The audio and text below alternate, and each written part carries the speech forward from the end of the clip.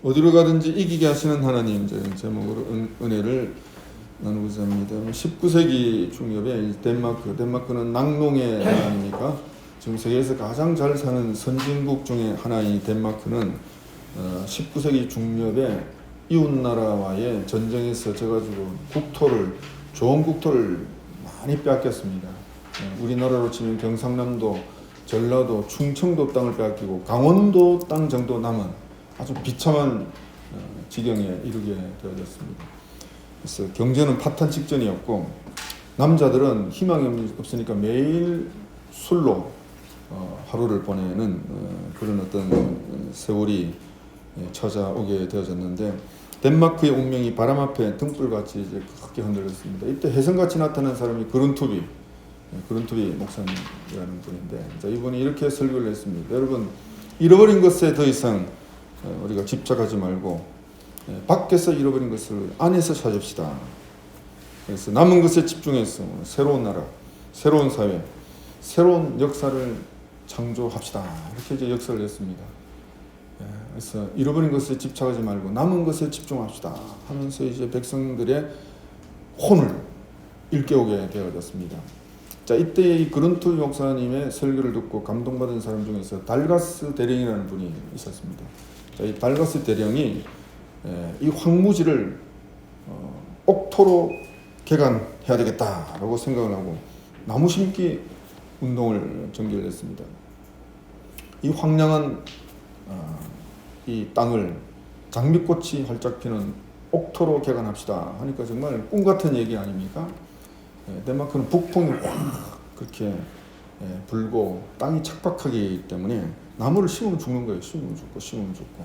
그러다가 가장 적합한 수종을 발견했습니다. 그래서 13년 동안 계속 나무 심는 작업을 이렇게 한 결과 1차적으로 270만 평의 땅에 그야말로 황무지를 숲으로 만드는 데 성공을 한 것입니다. 그러니까 사람들이 되구나 해가지고 나머지 땅도 이제 나무를 심고 해서 지금은 이제 정말 낙농 국가로서 세계적인 선진 국가의 반열에 올라설 수 있게 되어진 것입니다. 이 그룬토비 목사님, 달가스 대령, 자, 이런 미국 믿음의 애국자들을 통해서 오늘 같은 번영을 누릴 수가 있게 되어졌습니다. 하나님이 이스라엘 백성에게 일찍이 아브라함을 믿음의 조상으로 부르셨습니다. 아브라함에게 이 땅을 주겠다. 너와 내 후손에게 주겠다.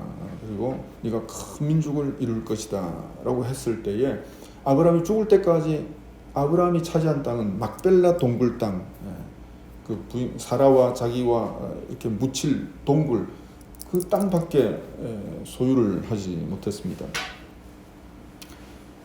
당시 아브라함은 유목민이었기 때문에 여기 살다가 저기 살다가 왔다 갔다 그렇게 했죠. 이삭과 야곱도 마찬가지입니다.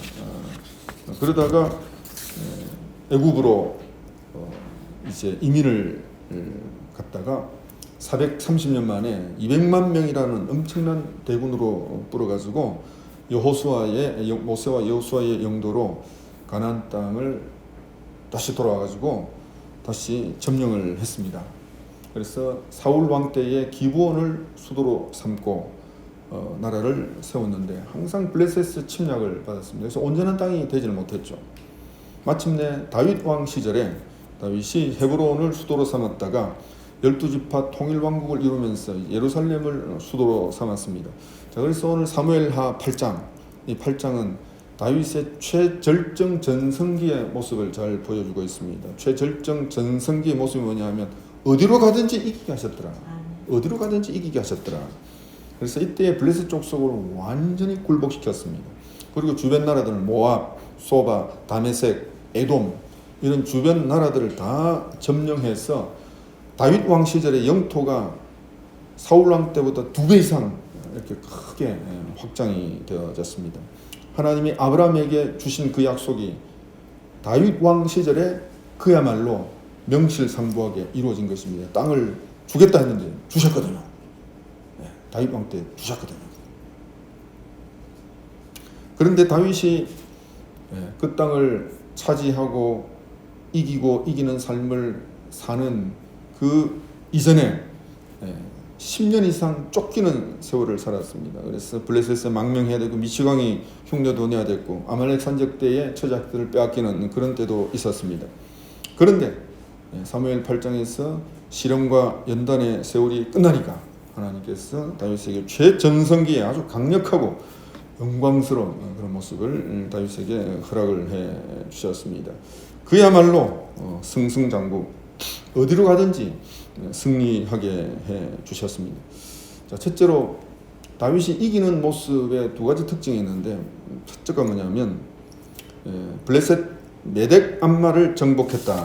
1절 말씀 같이 읽습니다. 그 후에 다윗이 블레셋 사람들을 쳐서 항복을 받고 블레셋 사람들의 손에서 메덱 암마를 빼앗으니라. 이 메덱 암마는 어머니의 굴레, 어머니의 손 아래 있는 그런 어떤 자식들, 뭐 이런 뜻입니다. 이 어머니가 뭐냐면요, 블레셋의 수도입니다. 블레셋의 수도는 가드예요, 가드. 블레셋에는 다섯 성읍이 중요했습니다. 가드, 가사, 아스돗, 아스글론, 에글론, 이 다섯 성읍. 이 다섯 성읍 중에 제일 수도가 가드입니다. 그래서 가드를 포함해서 나머지 네 성읍, 가드라고 하는 어머니 같은 성읍의 휘하에 있는 네 성읍들, 이걸 메덱 암마라는 것입니다. 이 메덱 암마를 빼앗았다. 이 말은 블레셋에 대해서 완벽한 승리를 거뒀다는 것입니다. 그 이전에 블레셋 때문에 사울 왕이 죽었고 요나단과 그 사울 왕의 세 아들들이 다 죽었잖아요. 패배했습니다. 그런데 그 블레셋을 그냥 완전히 박살내고 그 블레셋의 다섯 성읍을 완전히 점령을 할 수 있도록 하나님이 다윗에게 승리를 허락해 주셨습니다. 두 번째 특징이 뭐냐면 에돔을 정복을 했는데요.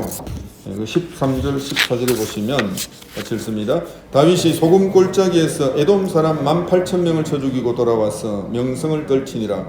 다윗이 에돔의 수비대를 두되 온 에돔의 수비대를 두니 에돔 사람이 다 다윗의 종이 되니라. 다윗이 어디로 가든지 여호와께서 이기게 하셨더라.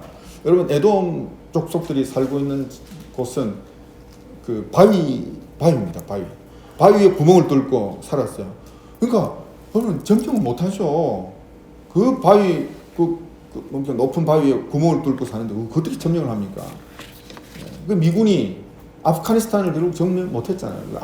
아프가니스탄이 전부 바위산이니까 이 뭐 숨어들면 도대체 이걸 점령을 할 수가 없는 거죠. 결국 미군이 철수하고 말았는데 그 난공불락의 바위 성에 살고 있던 에돔 족속을 다윗이 쳐서 이겼다는 겁니다. 그 놀라운 승리죠. 하나님께서 다윗에게 놀라운 이기는 능력을 주셨어요. 난공불락의 성 에돔 족속을, 에돔은요 이스라엘 백성의 형입니다. 에서의 후예니까 그 형을 그냥 완전히 접수를 해버리고 말았다는 것입니다. 자, 두 번째, 여러분, 이기는 것은요 하나님의 약속의 성취예요. 그냥 이기게 하신 것이 아니고 하나님이 약속을 하시는 약속의 성취, 약속의 달성이 바로 다윗이 누린 승리였다는 것입니다. 자, 이 약속은 첫째로 아브라함과 맺었는데 하나님이 다윗의 조상, 이스라엘 백성의 조상 아브라함과 창세기 15장에서 약속을 맺었어요. 그 약속 맺은 그 약속이 창세기 15장 18절에 뭐라고 기록되어 있느냐 하면 올려주세요. 자, 우리 같이 읽습니다. 그날에 여호와께서 아브라함과 더불어 언약을 세워 이르시되 내가 이 땅을 애굽 강에서부터 그 큰 강 유브라데까지 내 자손에게 주노니. 자, 남쪽에는 애굽 강 근처, 북쪽에는 유브라데 강 근처까지 주겠다는 겁니다. 주겠다는 겁니다. 그런데 지금 다윗이 점령한 나라 다메섹, 아람, 그리고 주변에 있는 땅들, 다윗이 점령한 그 루홉의 소바라는 나라, 아람, 다메섹 아람 같은 말입니다. 다메섹 아람, 유브라데 근처에 있거든요. 북쪽입니다. 그거를 다 점령을 한 거예요. 그러니까 아브라함 당대에 이루어지지 않았지만 후손에게 준다 했거든요. 후손이 다윗이잖아요. 그래서 하나님이 그 큰 강 유브라데까지 내 자손에게 주노니 하고 약속을 했는데, 이 약속을 할 때에 아브라함에게는 아들이 한 명 없었습니다. 한 명의 아들도 없었어요. 실제로 아들이 준 것은 나중에 창세기 20장입니까? 21장 그때 이제 이삭이라고 하는 아들을 주셨죠. 이스마엘은 약속의 아들이 아닙니다. 그것은 육체의 아들이죠. 진짜 아브라함의 진짜 아들은 이삭이죠. 이스마엘은 약속의 아들이 아니죠. 자, 이 약속을 누구 때 받았느냐? 다윗 때 받았다는 것입니다. 여러분, 부모에게 준 약속이 아들 손자대에 이루어졌다는 것입니다. 오늘 우리가 믿음으로 살면 우리 당대에 주실 수도 있고 당대에 받지 못하면 반드시 우리 아들, 손자, 자손 세대에 반드시 응답이 되어진다는 것입니다. 하나님이 우리에게 주신 약속의 말씀을 아브라함처럼 믿음으로 받으면 그 약속은 반드시 이루어지게 되는데, 히브리서 6장 13절 15절 말씀 우리 같이 한번 읽습니다. 하나님이 아브라함에게 약속하실 때에 가리켜 맹세할 자가 자기보다 더 큰 이가 없으므로 자기를 가리켜 맹세하여 이르시되 내가 반드시 너에게 복주고 복주며 너를 번성하게 하고 번성하게 하리라 하셨더니 그가 이같이 오래 참아 약속을 받았느니라. 이게 언제 사건이냐면 이삭을 주고 난 다음에 이삭을 번제물로 바쳐라 했습니다. 그러니까 얼마나 기가 막힙니까? 주실 때는 언제고 번제물로 바치라는 말은 죽이라는 뜻이죠. 그래서 고민했습니다. 고민하다가 마침내 이제 그 모리아 땅에서 이제 번제물로 바치려고 이제 꽁꽁 묶고 칼을 들었는데, 그때에 아브라함이 어떻게 마음속에 하나님의 약속을 소화하고 이해를 했는 것이 히브리서 11장에 나오는데, 하나님이 이 약속의 아들 이삭을 주셨다가 다시 달라고 하실 때에는 죽여도 다시 살리실 것이다. 그거 믿은 거죠. 그죠? 죽여도 살리실 줄을 믿었다는 것입니다. 그러니까 부활 신앙을 가지고 있었던 것이죠. 그러니까 그 믿음, 죽여도 다시 살리실 줄 믿었기 때문에 하나님께서는 그 아브라함의 믿음에 하나님께서는 복을 주셔서 마침내 다윗 때에 어마어마한 축복이 그렇게 임하게 하셨다는 것입니다. 그가 오래 참아 약속을 받았다는 것입니다. 오래 참아. 여러분, 오래 참아야 돼요. 오래 참아야 돼. 안 주시는 거 아니라 오래 참아. 다윗은 아브라함은 430년 지난 후에 훨씬 더 430년 훨씬 더 지났죠. 다윗 시절은 그때 응답받은 거예요. 그때. 오늘도 하나님께서 우리에게 말씀을 통하여서 주시는 약속은 우리가 믿음으로 받아들이면 반드시 이루어질 줄 믿고, 우리가 믿음으로 오래 참아 믿음으로 우리가 나아가게 되어지면 반드시 아브라함에게 응답하시고 다윗에게 응답하셨던 것처럼 하나님의 약속은 반드시 응답되고 이루어질 줄로 믿습니다. 자, 이 약속 중에 또 한 가지의 특징이 뭐냐면 큰 자가 어린 자를 섬기리라고 하는 예언이 성취가 되어졌습니다. 창세기 25장 23절 같이 읽습니다. 두 국민이 내 태중에 있구나. 두 민족이 내 복중에서 나누리라. 이 족속이 저 족속보다 강하겠고 큰 자가 어린 자를 섬기리라. 자, 이삭을 낳았습니다. 자, 이삭이 쌍둥이를 낳았어요. 쌍둥이. 에서와 야곱. 에서가 형입니다. 그러면 에서를 통하여서 아브라함, 이삭, 에서 축복의 줄기가 이어져야 되는데 하나님께서는 이렇게 안 가고 요렇게 가게 했습니다. 아브라함, 이삭, 야곱. 왜 그렇게 했느냐? 큰 자가 어린 자를 섬기리라. 하나님이 그렇게 섭리하셨기 때문에.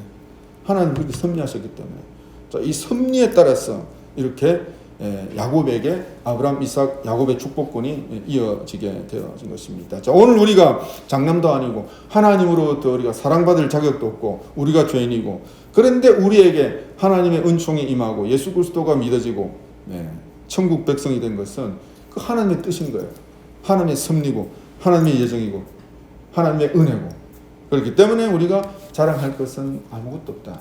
오직 하나님의 그 섭리의 역사, 그 무궁한 사랑의 역사, 그 은혜에 우리가 찬송을 할 것밖에 없다는 것입니다.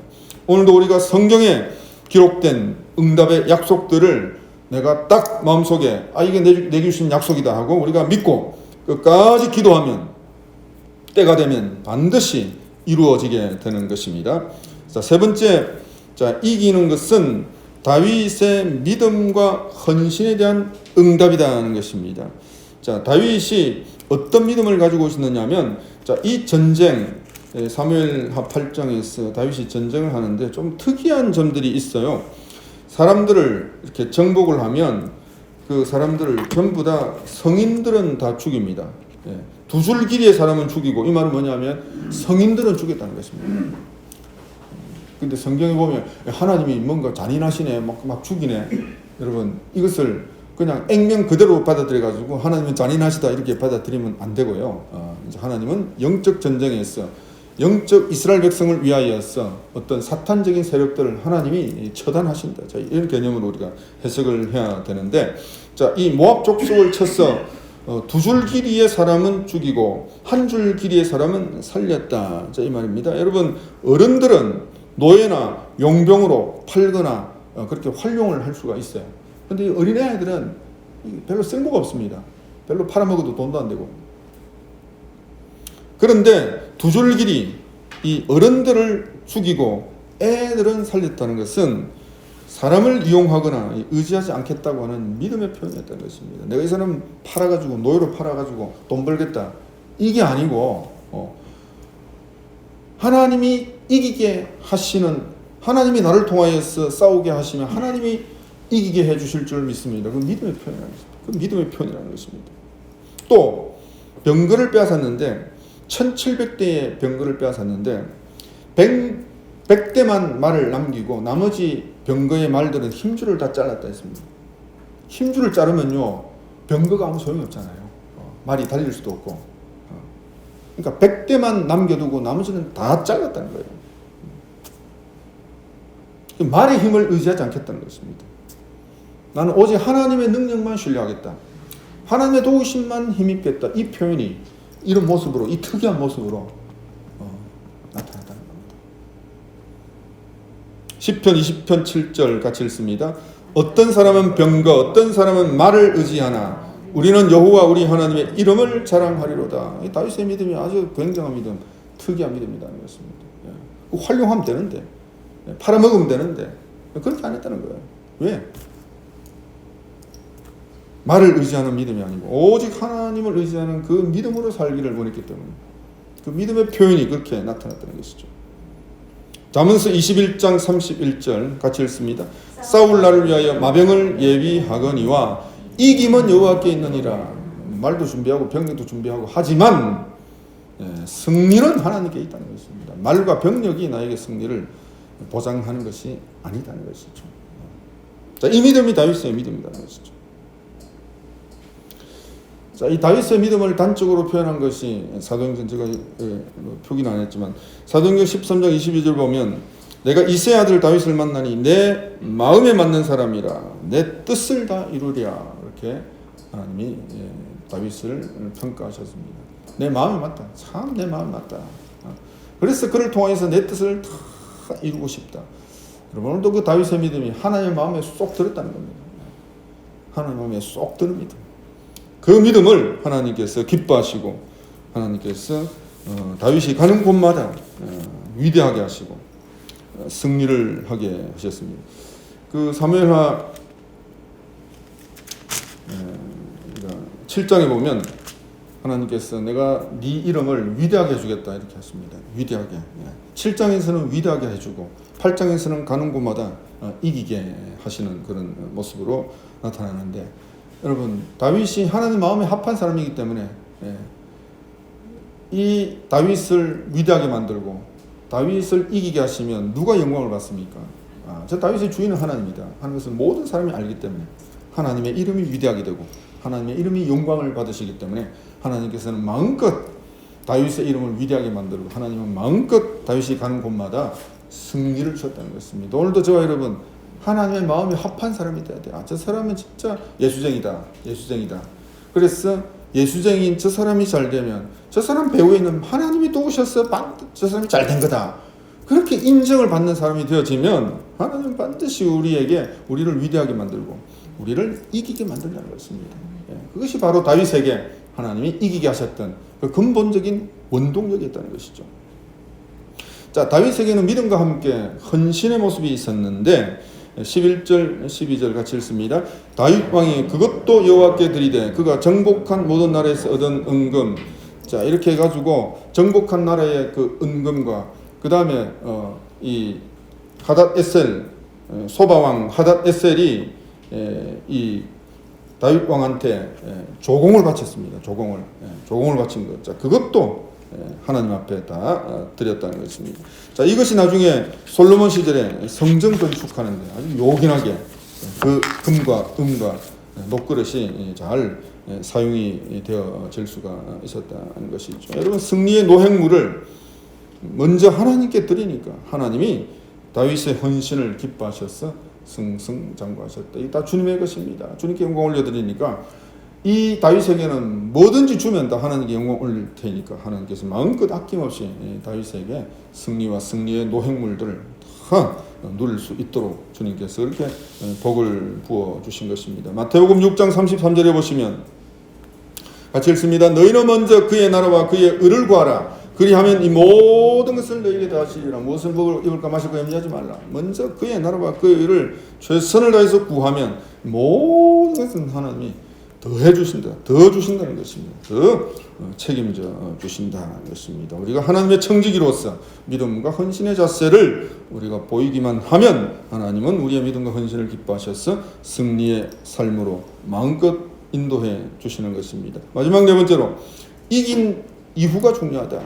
이긴 이후가 중요하다.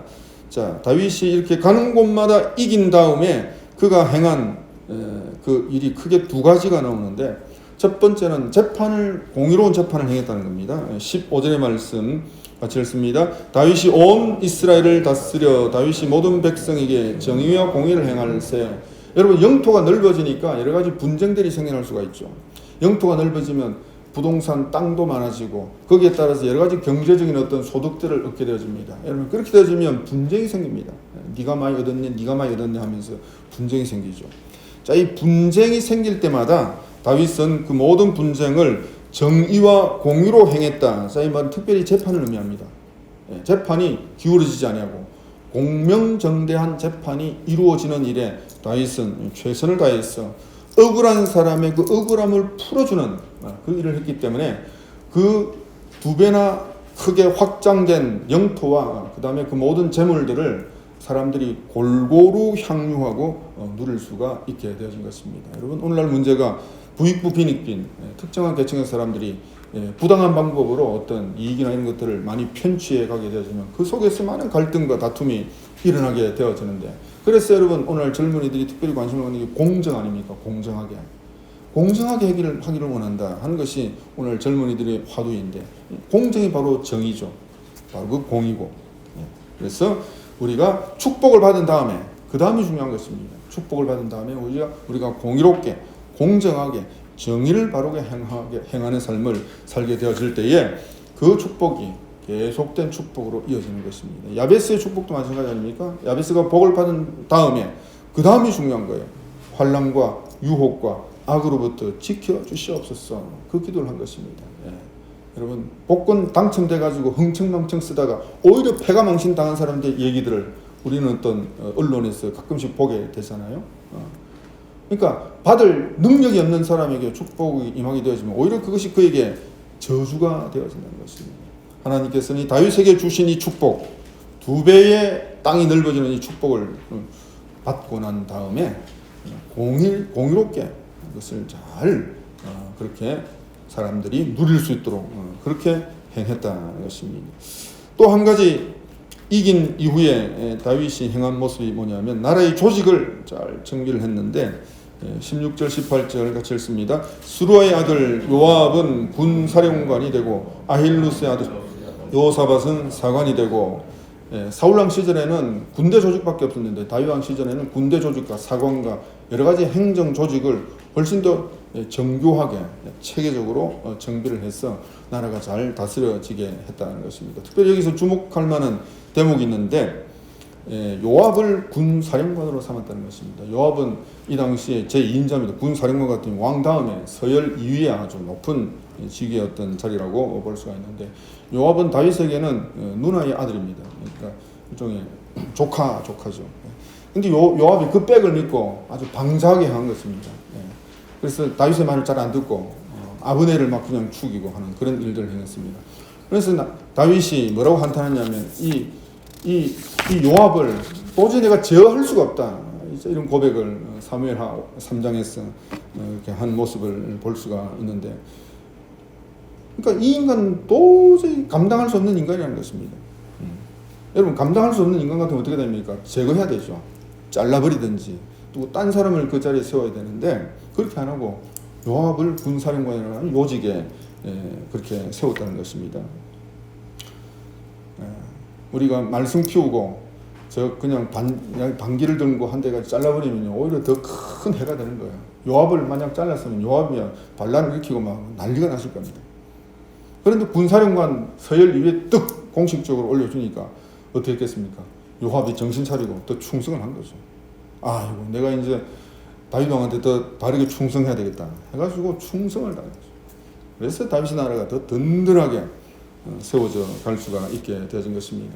링컨 대통령이 대통령 되기 전에 아주 라이벌이 있었습니다. 이 라이벌이 굉장히 링컨을 고릴라 같다고 막 이렇게 놀리고 이렇게 했는데, 링컨이 대통령 되고 난 다음에 그 정적을 국무장관이 자리에 있었습니다. 국무장관은 대통령, 부통령, 그 다음에 국무장관, 서열 3위거든요. 이 사람이 나중에 다윗이 암살당했을 때 제일 먼저 와서 슬퍼했던 그런 인물이 바로 이 국무장관이었다는 것입니다. 그러니까 링컨의 리더십은 정적을 오히려 중요한 자리에 딱 세움으로써 자기의 사람으로 끌어안았다는 것입니다. 끌어안음으로써 그의 모든 역량들을 새로운 이 링컨의 정부에서 마음껏 발휘할 수 있도록 그런 리더십을 링컨이 발휘했는데, 다윗의 리더십이 그랬다. 이 원수 같은 존재, 아이고 이 보기 싫은, 그걸 품어가지고 군사령관에 툭 세웠다. 그렇게 하니까 오히려 더 감사해가지고 요압이 마음껏 다윗에게 충성을 다 바치게 되어져서 다윗의 나라가 더 안정되게 되어졌다는 것입니다.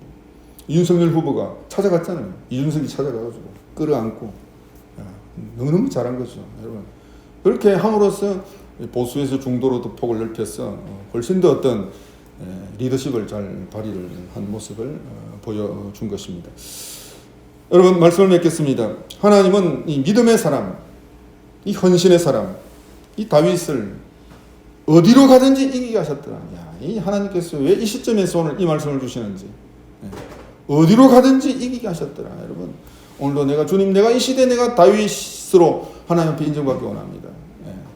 하나님, 제가 이 시대에 다윗이 되었어. 주님 기뻐하셨어. 어디로 가든지 이기는 다윗 같은 종이 되기를 원합니다 라고 할 때 하나님 얼마나 기뻐하시겠습니까? 그래, 네가 다윗 같은 종이 되기를 원하네. 내가 다윗같이 내가 너에게 이김과 승리를 내가 너에게 주겠다. 하나님께서 그렇게 우리에게 축복해 주시기를 주의 이름으로 축원합니다. 출애굽기 17장에 보면 이스라엘이 최초로 벌인 전쟁이 아말렉과의 전쟁이에요. 아말렉과의 전쟁에서 여호수아 장군은 현장에서 열심히 싸우고, 모세와 아론과 훌은 그 전쟁터가 보이는 높은 산에 올라가서 해가 지도록 계속 기도를 한 것입니다. 여러분, 무슨 얘기입니까? 여러분, 오늘 우리는 최선을 다해서 일하고 최선을 다해서 기도하고, 이게 조화를 이루어야 되죠. 기도만 해서 될 일이 아니고 일만 해서 될 일이 아니고 최선을 다해서 일하고 최선을 다해서 기도하고, 이게 조화를 이루게 되어지면 아말렉을 이기고, 이때 하나님이 여호와 니시, 여호와는 나의 깃발, 여호와는 나의 승리라고는 승리를 모세에게 하나님이 허락해 주셨습니다. 여러분, 최선을 다해서 일하시기 바랍니다. 최선을 다해서 기도하시기 바랍니다. 여러분이 일하는 것과 기도하는 것이 함께 손뼉을 치는 것처럼 마주치게 되어지면 하나님은 어디로 가든지 이기게 해 주시는 것입니다. 여러분, 우리가 기억해야 될 것은 이 모든 승리의 근원은 예수 그리스도 때문이다. 예수 그리스도가 우리에게 승리를 주신다는 것입니다. 요한복음 15장 33절 같이 읽습니다. 세상에서는 너희가 환난을 당하나 담대하라. 내가 세상을 이겼다. 내가 세상을 이겼다. 예수님이 세상을 이겼으니까 세상을 이기신 예수님을 붙들면 예수님은 우리로 하여금 얼마든지 이기게 해 주시는 것입니다. 고린도전서 15장 57절 말씀 같이 읽습니다. 우리 주 예수 그리스도로 말미암아 우리에게 승리를 주시는 하나님께 감사하노니. 예수님의 승리, 내 승리, 예수님이 십자가에서 이기셨으니 오늘도 예수님의 승리가 예수님을 믿는 나에게 임할 줄을 믿습니다 라고 믿음으로 예수님을 바라보게 되어지면 예수님의 승리가 오늘 나의 승리가 되어지는 것입니다. 오늘도 저와 여러분의 믿음이, 저와 여러분의 헌신이 다윗같이 하나님께 인정받는 믿음, 인정받는 헌신이 되어지기를 바랍니다. 때가 된 줄로 믿습니다. 때가 되니까 하나님이 이 말씀을 우리에게 주시는 거예요. 이 말씀을 우리에게 선포하시는 것입니다. 이 말씀을 받기에 합당한 저와 여러분들이 다 되어져서 하나님이 저와 여러분의 믿음에 마음껏 복을 주셔서 이기고 이기는 역사가 저와 여러분의 삶 속에 현저하게 뚜렷하게 열매 맺게 되어지기를 주의 이름으로 축원합니다.